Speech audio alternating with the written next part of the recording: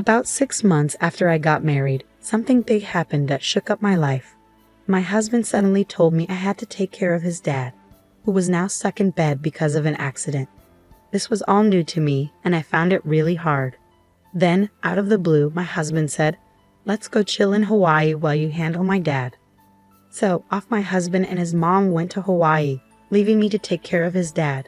They didn't realize the trouble their decision would cause down the road. My name is Mary, and I'm 30 years old. I've always loved cooking, so after finishing college, I got a job at a big restaurant chain. Now, I work in the planning department, coming up with new menu items.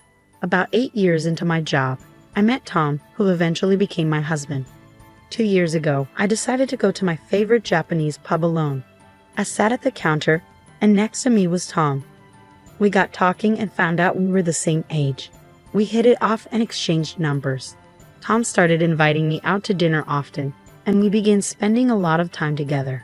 He was funny and upbeat, and I found myself really liking him. It seemed like he felt the same, and we started dating. Eventually, we got married 6 months ago and now live together in an apartment conveniently located between our workplaces. Sometimes, I slack off on housework because we're both busy with our jobs, but Tom always reassures me with a smile, saying, "You don't have to be perfect at housework. I'm just happy to be with you." I replied, "I wish I could make fancier dinners, but I'm just happy to eat with you." Tom is always so kind, saying, "I treat the people I care about well. I'm so glad to be your husband." I feel the same way, saying, "Me too. I'm lucky to have you." Even after 6 months of marriage, we still have these sweet conversations. I thought our happy days would last forever, but suddenly, everything changed and our happiness disappeared. When I got home from work that day, my husband was already in the living room. Usually, one of us would say, "Hey," but this time, there was an uneasy silence. I nervously asked my husband what was wrong since he looked worried while scrolling through his phone. "Tom, are you okay?" I asked. He replied, "Hey Mary, I'm just really out of it. What's up? You seem scared." I explained, "Oh, it's just that my mom called from your mom's. Your dad was in an accident." I was caught off guard by his unexpected reaction. "What? I didn't expect that. Shouldn't we go see him?" Tom shook his head sadly, saying, "No, we can't." "Why not?" I asked, feeling anxious. "It's just not possible right now," he said. "Mom's taking care of him until he's better." "Oh no," I sighed, feeling helpless. His words made me realize there was nothing we could do at the moment. I let go of his hand and sat down on the sofa. I was worried about my father-in-law. He had just turned 65 and usually took good care of himself, enjoying activities like hiking and golfing on his days off. My husband works for my father-in-law's business, so I knew he must be feeling torn. Not only is he his boss, but he's also his dad. It was hard to imagine him being his usual cheerful self that day when he was clearly upset. A week later, we finally got to visit my father-in-law in the hospital. When I walked into his room, he had a weak smile on his face. "How are you feeling, Dad?" I asked, concerned. He scratched his head apologetically and said, "Mary, I'm sorry for worrying you." I reassured him, "Don't worry, I'm just glad you're safe." He nodded slowly, saying, "I'm okay, but I'll stay in bed for a while." Seeing him smile eased my worries. Unfortunately, the accident had left him with a spinal cord injury, and he was still paralyzed. He had to stay in the hospital for about 2 months for treatment and rehabilitation. Even after he was discharged, he would need ongoing therapy. While he was away, Tom decided to step in as president of his father's company. It felt strange to have my husband as the boss, even if only temporarily. As I was watching Tom and his father talk, my mother-in-law pulled me aside and sarcastically said, "Hey Mary, are you sure you're not confused about something?" "I'm not confused," I replied firmly. "Just because Tom is the president doesn't mean you can take advantage of him. Please don't do that." My mother-in-law shrugged and said, "I don't need to worry about that. I have a job and I'm well compensated." "Fine, but you knew Tom was the boss's son from the start." "What a nasty thing to say," I retorted, feeling frustrated. But it was all in her imagination. I didn't know Tom was the president's son until we had been dating for a while. Since the beginning of our marriage, my mother-in-law had been sarcastic toward me, and I didn't want to be misunderstood or disliked by her. So I spoke up. I didn't get with Tom for money. I was drawn to his personality. "What are you talking about? You act like you know everything about me," she shot back. Well, you won't be able to fool me. I'll never accept you. Never. My father-in-law, sensing tension, asked, "What's going on?" "Nothing," my mother-in-law snapped, giving me a harsh look. Her words and behavior showed that she favored Tom. She probably thought I married him for money because we tied the knot after only a year of dating. Her treatment of me had been harsh from the moment we met at the wedding. I never expected her to be so mean. Even more troubling was that my husband adored her. A few days later, he said something that bothered me. "Mary, you know that my dad will be discharged from a hospital next month, right? We'll be going back to my parents' place then," Tom said. "Wait, why are you bringing this up now all of a sudden?" I asked, feeling caught off guard. "It's my mom's suggestion. It's a good opportunity for us to live together. She can't take care of my dad alone," Tom explained. "But it's not that simple to make such a big decision so quickly. We need to think this through together," I replied. "I'm grateful for your consideration, Mom." I was confused, but he was firm, saying, "Well, that's the decision. Just make sure you pack your stuff in time for the move." "But I won't be able to get to work easily if we move to your parents' place." We struggled to find an apartment close to our jobs. I protested. "It's only 5 train stops away from my parents' place, isn't it?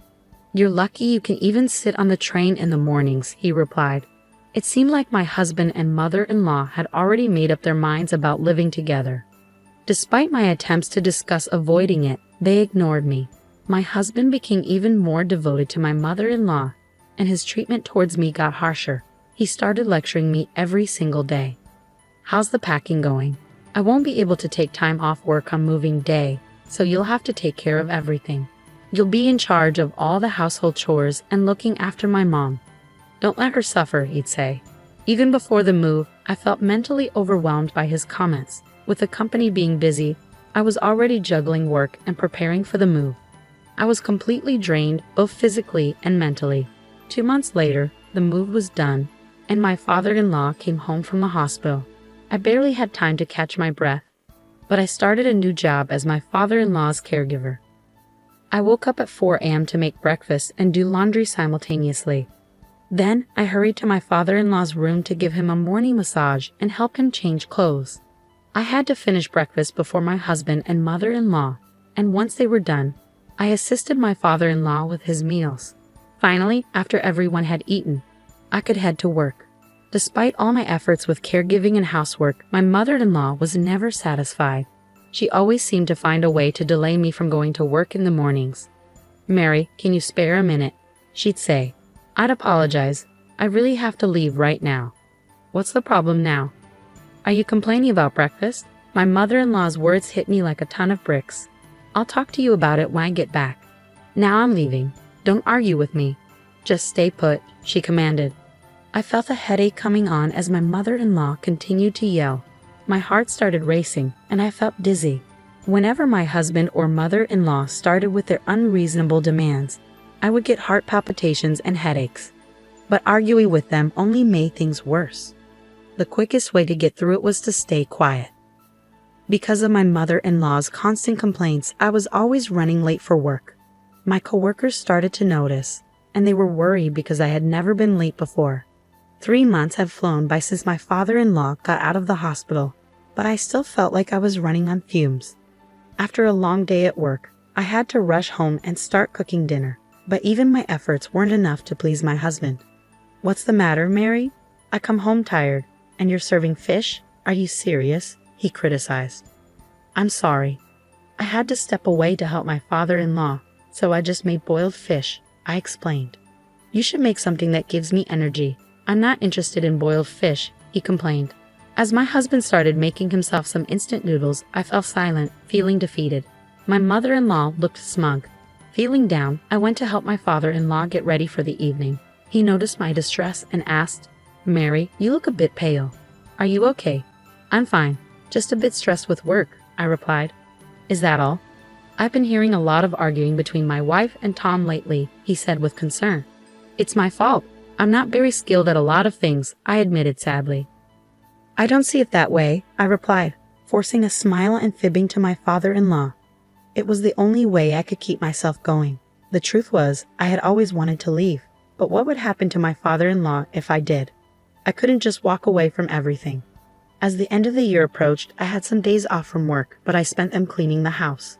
Then, on New Year's Eve, my husband dropped a bombshell. "My mom and I are heading to Hawaii," he announced. "Hawaii? But we've been talking about this for a while," my husband explained, sounding nonchalant. "Wait, just think about your dad's condition. He needs you here. Besides, you're off work, so we should do something together," I pleaded. They both had smug looks on their faces as they showed me their packed carry-on bags. It seemed like they found my confusion amusing as they struggled to contain their laughter. As they walked out the door, my husband casually said, "You'll take care of my dad while we're in Hawaii. We're going to relax, so you're on your own." They both laughed as the door closed behind them. In that moment, something inside me snapped. "What do you mean, take care of him? Why am I the one doing everything alone? I can't handle being treated like this as a family member. I'm divorcing him when they get back," I thought, feeling a surge of anger. Despite my decision to divorce, I resolved to focus on caring for my father-in-law until they returned. I decided to stop doing anything around the house. The next day, I made breakfast for my father-in-law as usual and went to his room with a towel to help him freshen up. As I was doing so, my father-in-law smiled at me. "Mary, Happy New Year," he greeted me. "Dad, Happy New Year to you too.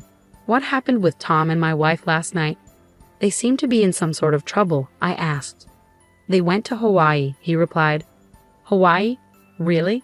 My father-in-law sighed deeply and looked skeptical. Dad, let's not dwell on that. I'm sorry for everything." "But wait a second.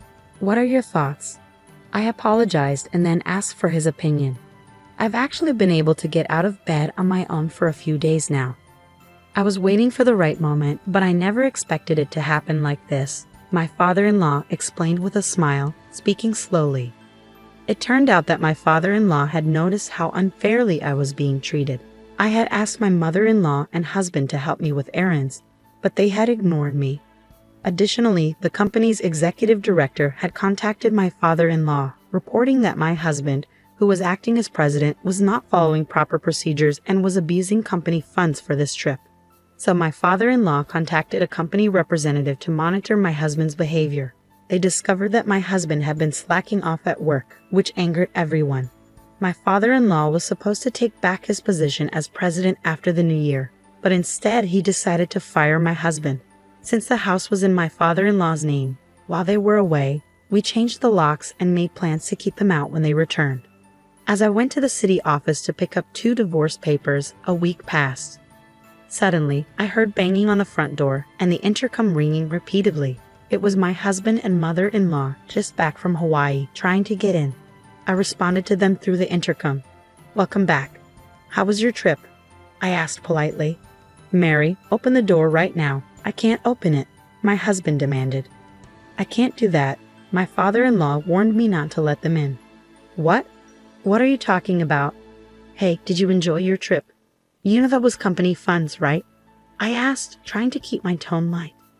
I didn't know," my husband stammered, looking flustered. I couldn't help but chuckle as I watched their reactions on the monitor. Then, my father-in-law, who had been listening in, chimed in from the side. "So you really use company money, son? Why, you're not even supposed to be able to walk," my father-in-law said incredulously. "I've been able to walk for a few days now, thanks to Mary helping with my rehabilitation, and the managing director told me about your shady behavior at work," my father-in-law explained.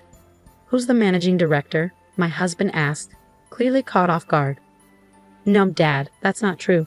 You've been fired and you need to leave my office right now," my husband declared angrily. "Pack your things and get out." Through the monitor, my husband started to cry, pleading, "Mary, you won't leave me, will you?" He reached out to me. "What are you talking about? Do you have any idea how I felt since you decided to move in with your parents without asking me? You, along with your mother, took advantage of me and forced me to take care of your father. Do you know how hard it's been for me?" I snapped back at him as he grabbed onto me. "Mary, calm down. I'm sorry. He apologized, tears streaming down his face. "Your apology means nothing to me. When you left on that trip, I realized it was pointless to continue this family with you. I'll be living on my own. I don't want someone like you," I told my husband firmly. He looked stunned as he backed away, and my mother-in-law rushed to support him. It was a heartbreaking scene between a mother and her son. Then my father-in-law stepped forward, holding the divorce papers I had received. He made them fill out the papers right then and there, and I escorted them out and locked the door. They pleaded with me to open the door, but my father-in-law remained silent. I haven't seen them since. Rumor has it that they're both unemployed and struggling to find a place to stay, sleeping in a comic book cafe and working odd jobs. It's a far cry from the life they were living before, but it's the consequence of their actions. After the divorce, my father-in-law told me, "I'll hire a housekeeper from now on, so you're free to go." I took him up on his offer and moved to a place near my work. Now I'm living a comfortable and fulfilling life. I'm incredibly grateful to my father-in-law for rescuing me, and I'm determined to repay him however I can.